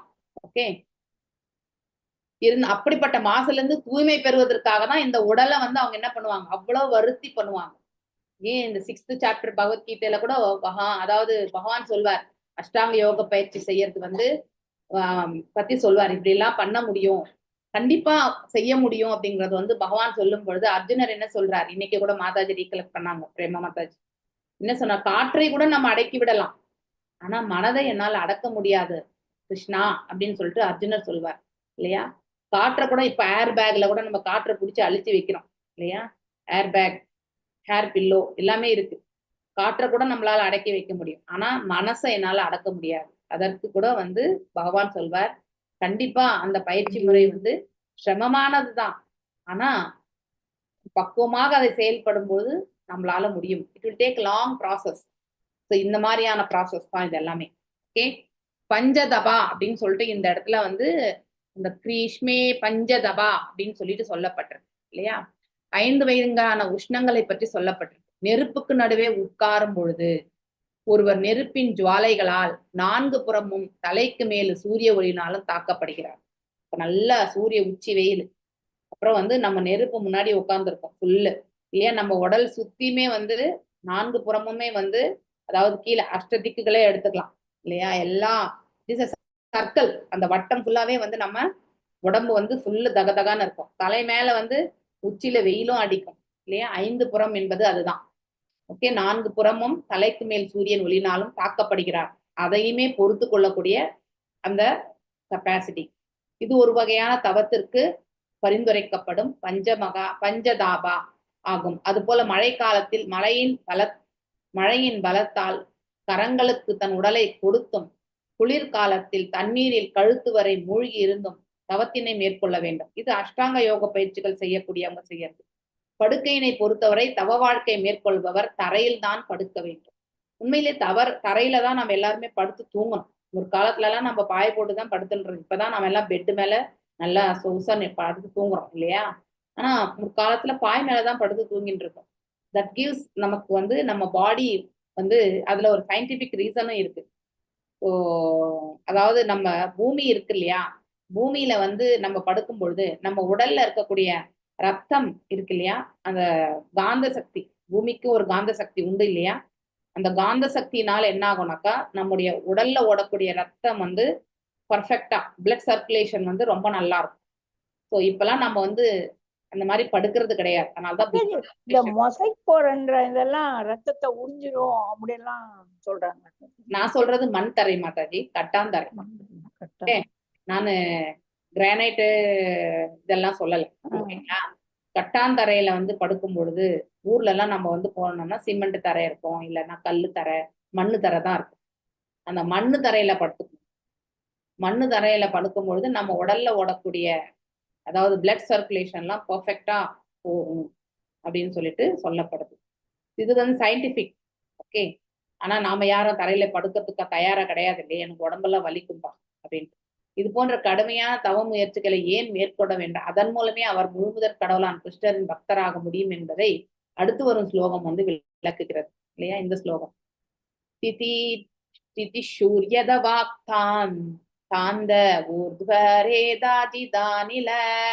ஆரிராதாயி ஸ்ரீ கிருஷ்ணம் ஆசரத்தப உத்தமம். பிருத்து மகாராஜா தனது வாக்கினையும் புலன்களையும் கட்டுப்படுத்தி, மேலும் நம்ம ஒரு நல்ல தவ வாழ்க்கை மேற்கொண்டு இருக்கக்கூடிய ஒரு குரு, ஒரு ஆச்சாரிய பாத்தீங்கன்னா நிறைய பேச மாட்டாங்க இல்லையா?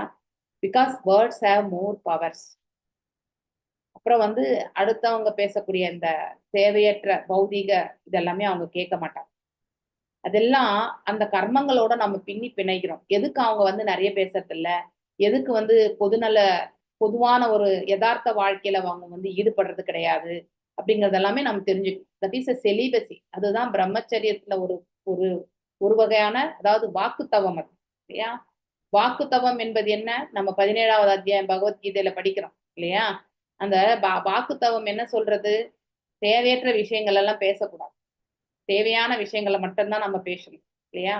ஸோ நம்ம வீட்டுல அன்றாட வாழ்க்கையில நம்ம வந்து சம்பாஷணை பண்றோம் இல்லையா? சம்பாஷணை நிறைய பண்றோம். அடுத்தவங்களை பத்தி பேசுறோம், நம்முடைய குறைகள், நம்முடைய சஃபரிங்ஸ் இல்லையா? ஸோ நம்மளை சுத்தி நடக்கக்கூடிய நிகழ்வுகள் 1க்கு 10 வாட்டி திருப்பி திருப்பி பேசுறோமா இல்லையா?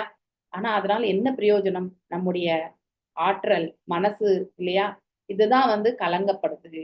ஒரு தவறை பற்றி நாம 10 வாட்டி பேசும் பொழுது அந்த தவறு அந்த அதே உணர்வு தான் நாமளும் டெவலப் பண்ணுவோம். ஓகே. ஒருத்தர் வந்து ரொம்ப, அதாவது பொறாமை கொண்டு ஒரு செயலை செயல்படுத்துறார் அப்படிங்கறது வந்து ஒரு வாட்டி சொல்றது that is an information. Okay. ஒரே வாட்டி சொல்றது வந்து இன்ஃபர்மேஷன். எவ்ரி டைம் நம்ம அதையே பேசணும்னாக்கா we are also developing the similar mode. அதே பாவத்தை வந்து நாமளும் வந்து ஒரு விஷயத்தை பேசி பேசி பேசி நாமளும் அதே மாதிரி தயாராயின்னு இருக்கோம். அவ்வளவுதான். அதுதான் நமக்கும் யோகிக்கு இருக்கக்கூடிய வித்தியாசம். யோகி வந்து இந்த மாதிரி பௌதீக விஷயங்கள்ல வந்து தலையிட மாட்டாங்களோ, இந்த உலகாயுத விஷயங்கள்ல அவன் தலையிடுவதே கிடையாது. ஏன்னா அவங்களுக்கு ஒண்ணு தெரியும், இது அன்றாட வாழ்க்கையில் நிகழக்கூடிய ஒன்றுதான். இது சராசரி ஒவ்வொரு மனிதனுமே அனுபவிக்க கொண்டிருக்கக்கூடியதுதான் விஷயம் இல்லையா? விஷயம்தான் வேறுபட்டு இருக்குமே ஒழிய, ஆனா அது பௌதீகம்தான். டெப்த் ஆஃப் த சஃபரிங் வந்து வேரியா இருக்கும். அவ்வளவுதானே தவிர வேற எதுவுமே கிடையாது.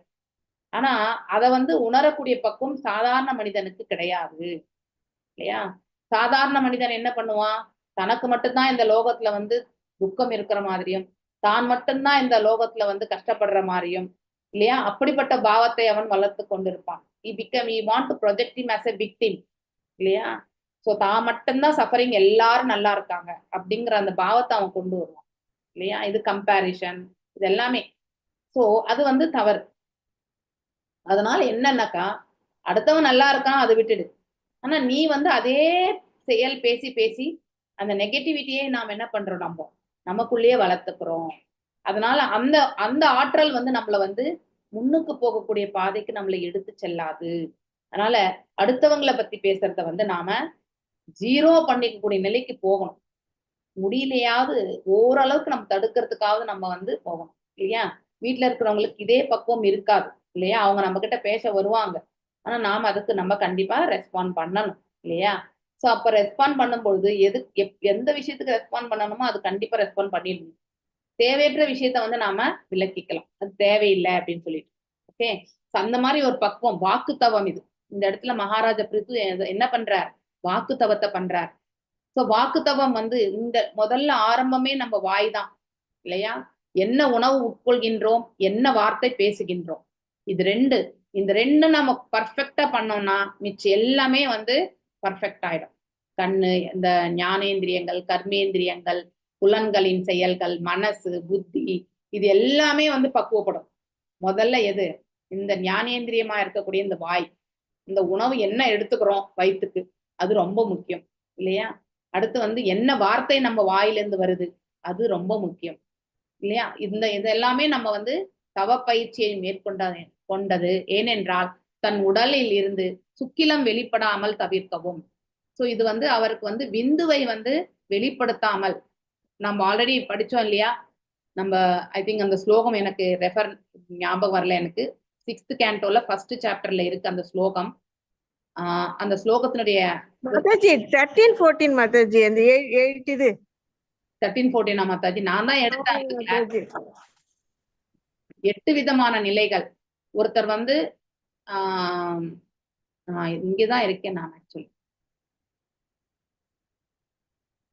இருங்க 13-14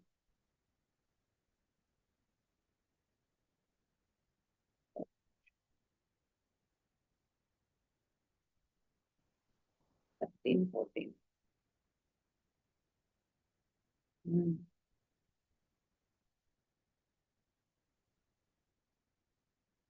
சோ ரொம்ப அழகா சொல்லப்பட்டிருக்கு.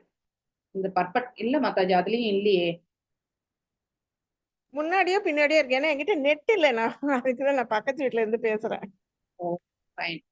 ஸோ அதாவது இப்போ நான் உங்களுக்கு என்ன சொன்ன வந்த இந்த இதுல இருந்து தான் அதுல இருந்தே எடுத்துக்கலாம் நம்ம. சுக்கிலம் வெளிவர சுக்கிலம் அதாவது விந்து. ஒரு மனிதனாகப்பட்டவன் வானப்பிரஸ்த நிலையில வந்து அவன் வந்து சுக்கிலத்தை வெளிப்படுத்தக்கூடாது அப்படின்னா விந்துவை வெளிப்படுத்தக்கூடாது. அதுதான் ஒரு கிரகஸ்த தர்மம். ஓகே, வேத சாஸ்திரங்கள் பிரகாரம் வந்து அவ்வாறுதான் வாழணும் அவன். அப்படின்னா அவன் வந்து ஒரு 100% ஒரு பக்தனாக இருந்து அவன் பக்திக்கு வந்து செயல்படணும். ஆனா இந்த காலகட்டத்துல அது கண்டிப்பா பரிபாலிக்க முடியாது இல்லையா? சோ ஏன்னா நம்ம வானப்பிரஸ்தல போய் உட்காரவும் முடியாது கலியுகத்துல. வீட்டுல இருந்துதான் அதை பண்ணணும். அதனால அதிகமா நம்ம என்ன பண்ணணும், பக்தி பாதைக்கு போகிறதுக்கான முயற்சி 50 வயசான பிறகு பக்தியில வந்து நம்மள ஈடுபடுத்திக் கொள்ளணும். அப்பதான் இந்த உடலில் இந்த உணர்வுகள் ஒருத்தருடைய வார்த்தைகள்லே வந்து இன்னொருத்தருக்கு வந்து செக்ஷுவல் இது வந்து அதாவது இன்வோக் பண்ணக்கூடிய இது வந்து வரும் கண்டிப்பா இல்லையா? வார்த்தை. ஸோ அது ப்ரொவோக் பண்ணக்கூடிய அந்த நிலை ஏற்படும். 8 விதமான நிலைகள். ஸோ வெறும் பிசிக்கல் ரிலேஷன்ஷிப் மட்டும்தான் வந்து இது கிடையாது. ஸோ வார்த்தையால கூட நம்ம வந்து பேசக்கூடிய வார்த்தைகள் வந்து இட் இஸ் ஆல்சோ 8 நிலைகள். ரொம்ப அழகா சாஸ்திரத்துல சொல்லியிருந்தது. அந்த ஸ்லோகத்தை நாளைக்கு உங்களுக்கு நான் பார்த்துட்டு சொல்றேன் நானு. Okay, so even by the actions அந்த ஸ்பீச் இல்லையா? அதனால அந்த மாதிரியான வார்த்தைகள் எல்லாம் நம்ம கண்டிப்பா பேசக்கூடாது. ஸோ ஒருத்தருடைய அந்த நிலையில என்ன ஆகும்னாக்கா நமக்கு இட்ஸ் ஆல் ஹார்மோன்ஸ் தானே நம்ம உடல்ல இருக்கிறதே. So we are not a perfect yogi இல்லையா? நம்ம எல்லாரும் ஒரு சாதாரண மக்கள் தான். So it will provoke. அதனால வந்து இந்த சுக்கிலத்தை வெளிப்படாமல் அப்படின்னா டோட்டல் செலிபசி கடைபிடிக்கணும் அப்படிங்கிறது வந்து சாஸ்திர விதி இல்லையா? தனது உடலில் உள்ள ஜீவ காற்றினை கட்டுப்படுத்துவதற்குமே ஆகும். இவ்வாறு அவர் வந்து பக்குவத்தை வந்து மேற்கொண்டார். யாரு? பிருது மகாராஜா. ரொம்ப அதாவது புலன்களை கட்டுப்படுத்தி வாக்கினை கட்டுப்படுத்தி இல்லையா? இவற்றையெல்லாம் அவர் கிருஷ்ணரை திருப்திப்படுத்துவதற்காகவே செய்தார். அப்படின்னா எல்லாம் வல்ல இறைவனை திருப்திப்படுத்துறது இல்லையா? அவர் தான் மகாவிஷ்ணு தர்சனம் பெற்றார் இல்லையா? So is praying to the supreme Lord. So அவரை வந்து திருப்திப்படுத்துவதற்காக இவ்வளவு தவங்களையும் அவர் மேற்கொள்கிறார். ஸோ வேற எந்த நோக்கத்திற்கும் கிடையாது. அப்படின்னா full and full devotional. Mataji yes 13:14 Mataji. Okay, வாசிங்க.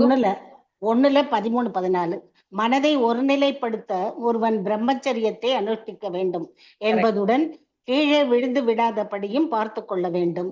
தன்னிச்சையாக புலனின்பத்தை கைவிடும் தவத்தையும் ஒருவன் மேற்கொள்ள வேண்டும். பிறகு ஒரு மாதாஜி இருக்கு ஒரு நிமிஷம் இருங்க. 13ல தான் இந்த ஃபர்ஸ்ட் கிளாஸ் தபம் அதாவது பிரம்மச்சரியம் என்பது என்னதென்று பார்க்க 8 வகையானது. One should not think of women. Okay, அதாவது பெண்ணை வந்து நினைக்காமல் இருக்கிறது. சில பேர் வெளியில தெரியாது, ஆனா உள்ளுக்குள்ள எப்பவுமே பெண்ணையே நினைச்சுக்கக்கூடிய அந்த உணர்வு உண்டு. Okay, speak about sex life இல்லையா? ஸோ அதை பத்தி பேசக்கூடாது. Dally with women. ஓகே, அடுத்து வந்து look lustfully at woman, talk intimately with woman, or decide to engage in sexual intercourse, or nor should endeavour in the sex life or engage in sex life. அதாவது பாத்தீங்கன்னாக்கா இதெல்லாம் தகாத உறவு முறைக்காக சொல்லப்பட்டது இல்லையா? So அந்த ஒரு நிலை வந்து கண்டிப்பா செயல்படுத்தக்கூடாதுன்னு சொல்லிட்டு இந்த இடத்துல சொல்லப்பட்டது. இது எல்லாமே அதாவது நினைக்கிறது கூட தவறு அப்படிங்கறத வந்து சொல்லப்பட்டிருக்கு. ஸோ இப்போ நம்ம கணவன் மனைவி இருக்காங்க, கணவன் மனைவி இருந்து கூட இன்னொரு பெண்ணை நினைக்கிறது தவறு இல்லையா? ஸோ அந்த மாதிரி வந்து அதை பத்தி பேசுறதும் தவறு. இதெல்லாமே வந்து இந்த சாஸ்திர விதிகள் பிரகாரம் 8 நிலைகளை வந்து ரொம்ப அழகா வந்து சொல்லப்பட்டிருக்கு. இதெல்லாம் ஃபாலோ பண்ணாதான் வந்து அவன் ஒரு பர்ஃபெக்ட் பர்சன் அப்படிங்கிறது அர்த்தம் சாஸ்திர விதிகள் பிரகாரம். ஸோ ஆனா வனப்பிரஸ்த காலத்துல வந்து நம்ம வந்து வி ஹாவ் டு ஈவன் அதாவது அந்த காலகட்டத்துல இப்ப எப்படி பிருது மகாராஜா அவருடைய மனைவி இருவருமே காட்டிற்கு சென்றாங்க, தவ வாழ்க்கை மேற்கொள்கிறார்கள். அந்த காலகட்டத்துல அது வந்து எஸ் சத்தியயுகம் தவம் என்பது கரெக்ட். ஆனா கலியுகத்துக்கு வந்து வெறும் சங்கீர்த்தனம் தான் இல்லையா? இறைவனுடைய புனித நாமங்களை சொல்லணும் 2 பேருமே. அதுதான் வந்து நமக்கு பரிந்துரைக்கப்பட்டிருக்கு. ஸோ சதாசர்வ காலமும் இறைவனை மனதில் ஏந்தி இல்லையா நம்முடைய கடமைகளை நாம ஆற்றிக்கொண்டு செல்ல வேணும். அப்படின்னா 24 மணி நேரம் உட்காந்து நம்ம வந்து இறைவனையே நினைச்சுட்டுன்னு சொல்லல. உன்னுடைய கடமையை நீ செய், ஆனா இறைவனை மனதுல நிறுத்தி அனைத்தையும் அவரை துணை கொண்டு நீ செயல்படும் இல்லையா? அவருடைய வழிநடத்துதல இருந்து செயல்படு அப்படின்னு தான், பக்குவம் அடை அப்படின்னு தான் வந்து சாஸ்திரங்கள் நமக்கு சொல்றது. ஓகே, ஸோ உடனே நம்ம வந்து செயலற்ற தன்மையில போயிட்டு உட்காந்து சோம்பேறித்தனத்தை வளர்த்த கூடாது. அது அப்படின்னா நம்ம நம்ம நம்ம உடலை கூட பேணி காக்க முடியாது. Okay, we have to work. நம்மளுடைய செயல்பாடு என்ன இருக்கோ அது நம்ம கண்டிப்பா செய்யணும். நமது கடமை என்ன இருக்கோ அதை நம்ம செய்யணும். ஆனா இறைவனை மையமாக வைத்து செய்யணும். அதுதான் அந்த 9.27 ஸ்லோகம் இல்லையா? எத் கரோஷி எத் அஷ்னாஷி எத் ஜுஹோஷி ததாஷியத் இல்லையா? அர்ஜுனருக்கு சொல்றார் பகவான் இல்லையா? பகவத்கீதையில நீ எதையெல்லாம் படைக்கின்றாயோ, நீ எதையெல்லாம் உண்கின்றாயோ, நீ எதையெல்லாம் வந்து அதாவது தானங்களாக வழங்குகிறாயோ, நீ எந்த தவங்களை எல்லாம் நீ மேற்கொள்கின்றாயோ அனைத்தையும் எனக்கு அர்ப்பணமாக செய்யின்னு சொல்றார் பகவான். சோ அப்போ ஒவ்வொரு செயலிலுமே இறைவனை எண்ணிக்கொண்டு நாம் ஆற்றும் பொழுது அந்த செயல் வந்து பக்குவத்தை கொடுக்கிறது. டென்ஷனே வராது, கண்டிப்பா டென்ஷன் வராது. பேலன்ஸ்டா போறதுக்கான அந்த பிராப்தத்தை வந்து கொடுக்கும். கலியுகத்துல நாம் என்ன செய்ய முடியும்? வான இந்த மாதிரி பிருத்து மகாராஜா போய் போல உட்கார முடியாது நமக்கு இல்லையா?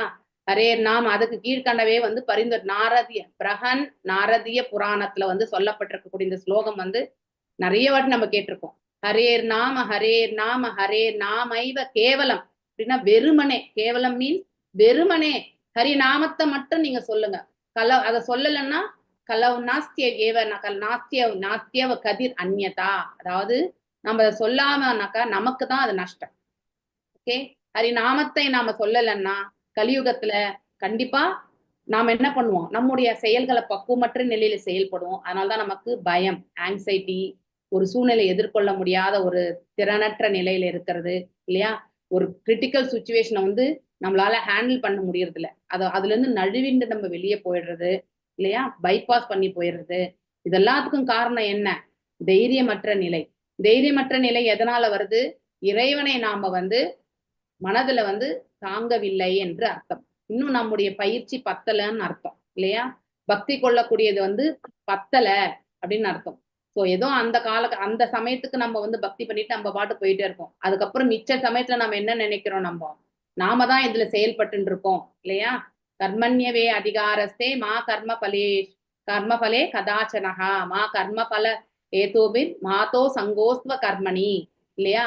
அப்படி என்ற மனசை கொண்டு நம்ம செயல்படுறது கிடையாது. உனக்கென்று விதிக்கப்பட்ட கடமையை செய்வதற்கு மட்டுமே உனக்கு அதிகாரம் உண்டு. நீதான் செயல்படுகின்றாய் என்று நீ எப்பொழுதும் நினைக்காதே அர்ஜுனான்னு சொல்லிட்டு பகவான் வந்து அர்ஜுனருக்கு சொன்னார். அது நமக்கு தான் அது ஆக்சுவலி இல்லையா? சோ நாம் என்ன பண்ணுவோம்? வி வில் மிஸ் இறைவனை எண்ணக்கூடிய அந்த பிராப்தத்தை விட்டுட்டு நான் தான் இந்த செயல். அதனால்தான் டென்ஷன், ஸ்ட்ரெஸ், பிபி, சுகர் எல்லாம் எதுக்கு வருது நமக்கு? இதெல்லாம் தான் காரணமே. ஸோ இறைவனை எண்ணிக்கொண்டு சதா சர்வ காலம் மனதுல எண்றதுக்கு என்ன இருக்கு? அதுக்கு என்ன காசா பணமா? எண்றதுக்கு என்ன கஷ்டம் இல்லையா? மனசுல எண்றதுக்கு வந்து அதுக்கான பக்தி பயிற்சி பண்ணா ஆட்டோமேட்டிக்லி மனசுல நினைக்கணும்ன்ற அந்த விதை பக்தி பீஜல தான் நம்ம ஹிருதயத்துல நம்ம வந்து கண்டிப்பா நம்ம பண்ணணும் இல்லையா? அதை வந்து உருவாக்கும் பொழுதுதான் அது வந்து ஒரு கொடியா வந்து அந்த பக்தி வந்து படரும் இல்லையா? உள்ளுக்குள்ள இருக்கக்கூடிய அந்த பக்தி வந்து வெளிப்படுத்தணும்ன்ற அவசியமே கிடையாது. ஆனா அத மனசுல நிலைப்படுத்தி கொண்டு எல்லா செயல்களையுமே நம்ம வந்து பக்குவமாக ஆற்ற வேண்டும். அதுதான் ரொம்ப முக்கியம். முழுமுதற் கடவுளான கிருஷ்ணரால் அங்கீகரிக்க வேண்டும் என்றால் அவரது புனித பெயரை 24 மணி நேரம் தொடர்ந்து ஜபிக்க வேண்டும். எப்படி? உட்கார்ந்த வண்ணம் கிடையாது, மனதுல. சோ நம்முடைய அந்த 16 ரவுண்ட்ஸ் முடிஞ்சதுன்னாக்கா you can start with internally. மனசுல எப்பவுமே வந்து சதா சவகாலம் இறைவனை எண்ணி எண்ணி நாம ஜபங்கள் சொல்ல சொல்ல நாமம் வேறு பகவான் வேறு கிடையாது. ஓகே, இம்முறையை ஒத்துக்கொள்ளாத சில துரதிர்ஷ்டசாலிகள் வெறும் தவ முயற்சிகளையும் ஒத்துக்கொள்ளாது ஒருவித போலியான தியானங்களை செய்கின்றனர். ஓகே, சோ அதனால செய்கின்றனர். உண்மையில் ஒருவன் தூய்மை பெற விரும்பினால் மேலே குறிப்பிட்டுள்ள கடுமையான தவங்களை மேற்கொள்ள வேண்டும், அல்லது பரமபுருஷ பகவானை கிருஷ்ணரை மகிழ்விப்பதற்காக பரிந்துரைக்கப்படும் பக்தி தொண்டையினாவது மேற்கொள்ள வேண்டும். மேல இருக்கிறத செய்யறது ரொம்ப கஷ்டம். ரித்து மகாராஜ் போல நம்மளால செய்ய முடியாது. 100% ரூல்ட் அவுட். ஆனா செகண்ட் ஆப்ஷன் நம்ம மனசுல எடுத்துட்டு வரலாம் இல்லையா? கிருஷ்ண உணர்வு பெற்றவர்களே மிகவும் புத்திமான்கள். ஏனென்றால் கலியுகத்தில் இது போன்ற கடினமான தவங்களை மேற்கொள்வது என்பது சாத்தியமாகாது. பிரபுபாதரும் கொடுத்துட்டார். பகவான் சைத்தன்ய மகாபிரபு போன்றவர்களை பின்பற்றுவது ஒன்றே நமது இப்போதைய தேவையாகும். அவருடைய சிஷ்டாஷ்டகத்தில் அவர் எழுதுகிறார், பரம் விஜயத்தே ஸ்ரீ கிருஷ்ண சங்கீர்த்தனம். அந்த ஃபர்ஸ்ட் ஸ்லோகத்திலே வரும் இல்லையா? பகவான் கிருஷ்ணரின் புகழ்மிக்க நாமங்களை ஓதத் தொடங்கும் பொழுதே அவை ஒருவனது உள்ளத்தை தூய்மை செய்து உடன் விடுதலையினை அளிக்கும். பவ மகா தாவாக்னி நிர்வாபனம் இல்லையா? யோகங்கள் எல்லாவற்றினும் நோக்கமே பகவான் கிருஷ்ணரை மகிழ்விப்பதுதான் என்றால் கலியுகத்தில் எளிமையான பக்தி யோக பயிற்சி சிறந்ததென பரிந்துரைக்கப்படுகின்றது. இறைவனை மகிழ்விக்கிறது எதுக்கு? அவர் ஏன் மகிழ்றார் சொல்லுங்க? நம்ம பிள்ளைங்க இப்ப நம்ம அதாவது தாய் ஸ்தானத்திலிருந்து தன்னுடைய பிள்ளைகள் பிள்ளைகள் நல்ல விதத்துல அமைய பெறும் பொழுது, தாயிடத்துல அன்பு கொண்டு பழகும் பொழுது தாய் ஆனந்திக்கிறாளா இல்லையா?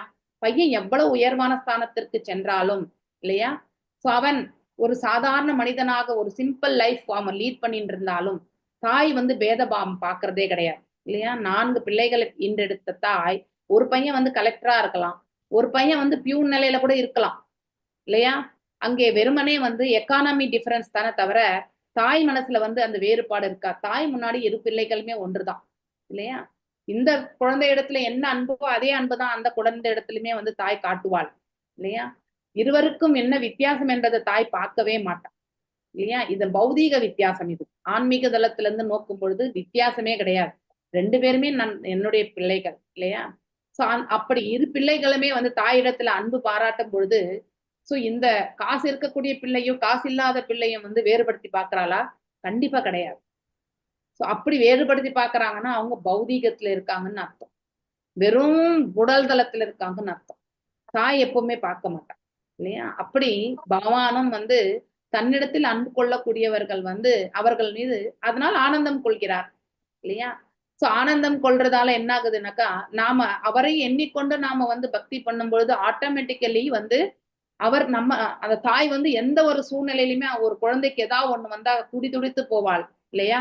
அவளால முடிஞ்ச உதவி அந்த குழந்தைக்கு செய்தே ஆகணும்னு நினைச்சிருவா. அதுதான் தாய் உள்ளம் இல்லையா? அப்ப அந்த குழந்தை கஷ்டப்படும் பொழுது இறைவன் அவர்களுக்கு அனுகிரகிக்கிறார் இல்லையா? அந்த ப்ரொடெக்ஷன் பகவான் கொடுக்கிறார். சோ இறைவன் ஆனந்தம் கொள்வது எதனாலன்னா, மீண்டும் அவரிடத்துல சேர்ந்துருவோன்றதுக்காக தான் அவர் ஆனந்தம் கொள்கிறார். ஓகே, இவன் கரெக்டான பாதை எடுத்துன்னா வந்துருவான், நம்ம கிட்ட வந்துருவான் அப்படிங்கிறது தான் பகவான். அதனாலதான் ஆனந்திக்கிறார். அவருக்கு அவரை புகழ வேண்டுமோ, அவருடைய நாமங்களை நாம உட்கார்ந்து அதே வேலையை சொல்லணும்ன்றதெல்லாம் எதிர்பார்ப்பு கிடையாது. நம்மள நாம பக்குவப்படுத்திண்டே போயிட்டே இருக்கோன்றது மட்டும்தான் அவர் நினைக்கிறார். சோ அந்த ஒரு இதை நாம புரிஞ்சுக்க முயற்சி பண்ணணும். சோ ஏன் பகவான் we have to always make அதாவது கிருஷ்ணா ஹாப்பி இல்லையா? கிருஷ்ணாவை ஏன் சந்தோஷப்படுத்தணும், பகவானை ஏன் சந்தோஷப்படுத்தணும்?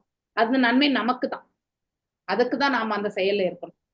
அது இட் இஸ் ஹிடன், அது உள்ளுக்குள்ள மறைஞ்சிருக்கு இல்லையா? அந்த பலஸ்ருதி நமக்குன்றது மறைஞ்சிருக்கு. சோ இதற்கு முக்கியமான தேவை பகவானின் பக்தி தொண்டில் தொடர்ந்து ஈடுபடுதல் ஒன்றே. பகவான் கிருஷ்ணர் இப்பூமியில் அவதரிப்பதற்கு முன்பே பிருது மகாராஜா இருந்தார் இல்லையா? கடுந்தவங்கள் எல்லாம் மேற்கொண்டார். சில மூடர்கள் கிருஷ்ணரை வணங்குவது என்பது அவர் இப்பூமியில் அவதரித்த 5000 வருட காலமாகத்தான் என்று என்கின்றனர். தவறு இல்லையா? ஸ்வயம் பகவானா வந்தவர். சோ ஆனால் இது உண்மை என்று. பிருது மகாராஜா கிருஷ்ணரை பல லட்சம் வருடங்களுக்கு முன்பே வணங்கியவர் ஆவார். பிருது மகாராஜாவோ மகாராஜா துருவரின் பரம்பரையில் வந்தவர். துருவ மகாராஜா சத்தியுகத்தில் 36,000 ஆண்டுகள் ஆட்சி புரிந்தார். அப்படின்னா 1 லட்சம் ஆண்டு அவருடைய ஆயுசு இல்லையா? அப்படி என்றால் துருவ மகாராஜின் வாழ்க்கை ஒரு 100,000 ஆண்டுகள், 1 lakh இல்லையா? சோ 1 lakh இயர்ஸ் அவரது மேலும் இதில் குறித்து கொள்ள வேண்டியது என்னவென்றால், கிருஷ்ண வணக்கமானது படைப்பின் ஆரம்ப காலத்தில் தொடங்கி சத்தியுகம், திரேதாயுகம், துவாபர யுகம் பகவத்கீதை கூறுகின்றது இல்லையா? அது வரைக்கும் வந்துட்டே இருக்கு. கிருஷ்ணர் தொடர்ந்து தோன்றியது பிரம்ம தேவனது இப்பொழுதுதான் மகாயுகத்தில் மட்டுமல்ல, கிருஷ்ணர் தோன்றியது மகாயுகம். நிமிஷம்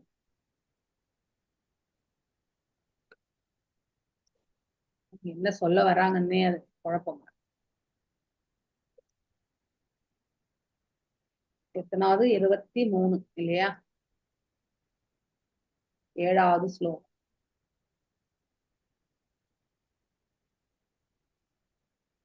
ஓகே, சோ இங்க என்ன சொல்றாங்கன்னாக்கா,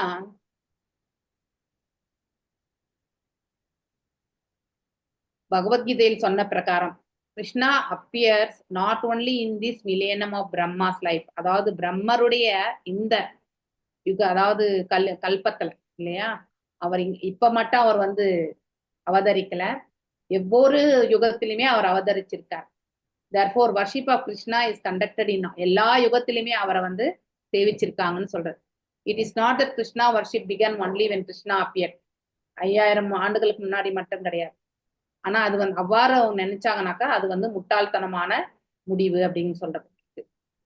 ஓகே, வேற என்ன அந்த இதுல வருது, முட்டாள்தனமானது அப்படின்னு சொல்லப்பட்டது. மேலும் இஸ்லோகத்தில் உள்ள முக்கியமான வார்த்தைகள் என்னவென்றால் ஆரிராதிக்ஷு கிருஷ்ணம் அசரத் தவ உத்தமம். மகாராஜா பிருத்து இது போன்ற கடுமையான தவங்களை எல்லாம் கிருஷ்ணரை துதிக்க வேண்டும் என் உன்னதமான நோக்கத்தின் பேரிலே மேற்கொண்டார். அவருடைய இன்டென்ஷன் பகவானை சேவிக்கிறதுக்காக தான் அதை செய்தார். கிருஷ்ணர் அன்புமயமானவர். குறிப்பாக இந்த யுகத்தில் அவரது புனித நாமத்தில் மந்திர ஒலியில் அவர் தோன்றுகிறார். சோ திஸ் இஸ் ஆல்ரெடி நம்ம ஆச்சாரியா சொல்லியிருக்கார். அவருடைய நாமங்கள்ல தான் பகவான் இருக்கார். நம்ம நாவிலே அவர் வந்து நடனம் ஆடுகிறார் என்று சொல்லப்படுகிறது. நம்ம போக்கஸ்டா வந்து நாம ஜபங்கள் சொல்லும் போது கிருஷ்ணர் நம் நாவில நடனம் ஆடுகிறார். சோ அதுவே நமக்கு வந்து பாத்தீங்கன்னாக்கா வியார் கிருஷ்ண அதாவது அந்த இதுலயே நம்ம பக்குவம் அடைஞ்சோம்னாக்கா நம்ம கிருஷ்ண ஆகர்ஷணி, கிருஷ்ணர் அடையப்படுவோம் அப்படிங்கிறது அர்த்தம். ஓகே, ஆரோர் இதோ எதி ஹரிஸ் தபசா தக கிம், கிருஷ்ணரை வணங்கினால் அவரையே வாழ்க்கை லட்சியமாக கொண்டால் இது போன்ற கடுமையான தவங்கள் ஒருவர் மேற்கொள்ள வேண்டும் என்ற அவசியமே கிடையாது. ஏனென்றால் அப்பொழுதே அவன் தன்னுடைய குறிக்கோளை அடைந்து விட்டான் என்ற உண்மை ஆகும். சோ இறைவனை அடையப்பெற வேண்டும் என்ற ஒரு நோக்கம் இருந்தாலே ஆட்டோமேட்டிக்கலி பகவான் நமக்கு இருக்கார், கூட இருக்கான்னு அர்த்தம். நம்ம வெறும் முயற்சி தான் பண்ணணும். இது போன்ற தவங்களை எல்லாம் செய்த பின்னரும் கூட ஒருவனால் கிருஷ்ணரை அடைய முடியவில்லை என்றால் அவனது தவங்கள் எல்லாம் பின்ன அவங்க அஷ்டாங்க சித்திகளை அடையணும்னு நினைச்சாங்கனாக்கா நோக்கம் என்னன்றது ரொம்ப முக்கியம். Intentions are very important. நாம பக்தி சேவை செய்யறோம், அந்த சேவை எப்படிப்பட்டதானா இருக்கட்டும், ஆனா அதுல நோக்கம் என்னன்றது வந்து கண்டிப்பா முக்கியம். இறைவனுக்காக ஆற்றுகின்றோம், இறைவனை அடைய பெற வேண்டும் என்ற நினைவில் கொண்டு ஆற்றுகின்றோம் இல்லையா, இந்த நோக்கம் தான் இருக்கணுமே ஒழிய நம்முடைய இந்த கைங்கரியத்தை செய்யறதுனுடைய புண்ணியத்தை நான் அனுபவிக்கணும்னு நினைச்சோம்னா கண்டிப்பா அதையும் பகவான் கொடுக்குறார். அங்க இன்டென்ஷன் என்ன, இறைவனை அடையணும்ன்றது கிடையாது, புண்ணியங்களை அனுபவிக்கணும், சொர்க்கத்திற்கு நம்ம கண்டிப்பா போகலாம். அவரது தவங்கள் எல்லாம் பயனற்றவை ஆகும். காரணம் கிருஷ்ணர் இல்லாத எந்த ஒரு தவமும் கால விரயம், வீண் உழைப்பாகும். ஸ்ரம ஏவகி கேவலம். Bhagavatam 1.2.8 second chapter of Bhagavatam 1 தர்ம ஸ்மனிஷ்டித பும்சாம் விஸ்வக்சேன கதாசேக நோத்பாத எதிரதி ஷம ஏவகி கேவலம். Yes, very important actually இந்த ஸ்லோகம். ஓகே, அந்த சாப்டர்லயே நிறைய ஸ்லோகங்கள் வந்து இம்பார்ட்டன்ட். ஈவன் 28th ஸ்லோகம், 3rd chapter 28th ஸ்லோகம் தான் நம்ம மேல படிச்சது. ஓகே, கிருஷ்ணஸ்து ஸ்வயம், பகவான் ஸ்வயம் அதுல வரும். சோ அதாவது இருக்கக்கூடிய அவருடைய நாமங்கள் வந்து அன்லிமிட்டெட் நாமங்கள், ஆனா அதுல கிருஷ்ணர் வந்து ஸ்வயம் அவர் தான் அப்படிங்கிறது வந்து சொல்லப்பட்டிருக்கு இல்லையா. ஆகையினால் அந்த ரூபம் தான் ஃபர்ஸ்ட் அப்படிங்கறத வந்து சொல்லப்பட்டிருக்கு, அவரே சொல்லியிருக்காங்க. அதாவது ஆகையினால் இது போன்ற வனத்திற்கு சென்ற தவங்களை மேற்கொள்ள முடியவில்லை என்றால் நாம் அதை அறியப்பட தேவையில்லை. நாம் வாழ்நாள் மிகவும் குருதியானது. கலியுகத்துல 100 ஆண்டுகள், நாம் 100 ஆண்டுகள் கூட இருக்க மாட்டோம். 60-70 போறது ரொம்ப கஷ்டம். ஆகையினால் நாம் வைணவ ஆச்சாரியர்கள் அருளிய கொள்கைகளை தவறாது கடைபிடித்து கிருஷ்ண உணர்வை அமைதியுடன் செயல்படுத்துவோமாக இல்லையா. யாரும் நம்பிக்கை இழக்க தேவையில்லை. நரோத்தமதாசு தாகுரர் பரிந்துரைக்கிறார் என்ற இடத்துல, அனந்தே பலஹரி பஜ விருந்தாவன ஸ்ரீ குரு வைஷ்ணவ பதே மஜாயின மன. உன்னதமான ஆனந்த வாழ்க்கைக்கு ஹரே கிருஷ்ணா மகா மந்திரத்தை ஓதியும் புனிதமான விருந்தாவனத்திற்கு வந்து வணங்கியும் இல்லையா, மந்திரத்தை ஓதனம் விருந்தாவனத்துக்கு வணங்கியும் எப்பொழுதும் பகவானின் பக்தி தொண்டில் ஆன்மீக குரு மற்றும் வைணவர்களின் சேவையில் ஈடுபடுவீராக. 3, 1 பகவானுடைய நாமங்கள், இன்னொன்னு வைஷ்ணவ சேவா, இன்னொன்னு வந்து விருந்தாவன விசிட். இது 3 சொல்லப்பட்டது. அது 3 போறோம். கிருஷ்ண பக்தி இயக்கமானது எளிதானது மட்டுமன்று, மிகவும் பாதுகாப்பானதும் கூட. Simple and easy, but everyday following only is tough இல்லையா. பக்தி என்பது அதுதான். பகவானின் கட்டளைகளை நிறைவேற்றி அவரை சரணடைவது ஒன்று. அதுக்கு நமக்கு மனசு இருக்கணும். கஷ்டம் என்பது எதனால் நமக்கு கஷ்டமா தெரியும்னாக்கா, அந்த பக்தி பாதை நமக்கு மனசு வந்து சஞ்சலப்பட்டது இல்லையா, அதனால அது நமக்கு கடினமா தோன்றும். ஆன்மீக குருவின் கட்டளைகளை நிறைவேற்றி கிருஷ்ண உணர்வினை பிரச்சாரம் செய்து வைணவ பெரியோர்களின் பாதையில் நடைபோடவும் வேண்டும். ஆன்மீக குருவான பகவான் கிருஷ்ணர் மற்றும் வைணவர்களின் பிரதிநிதி ஆவார் இல்லையா? அதனால் அவரது அறிவுரைகளை பின்பற்றி ஹரே கிருஷ்ண மந்திரத்தை ஓதுவோம் என்றால் எல்லாம் சரியாக இருக்கும்.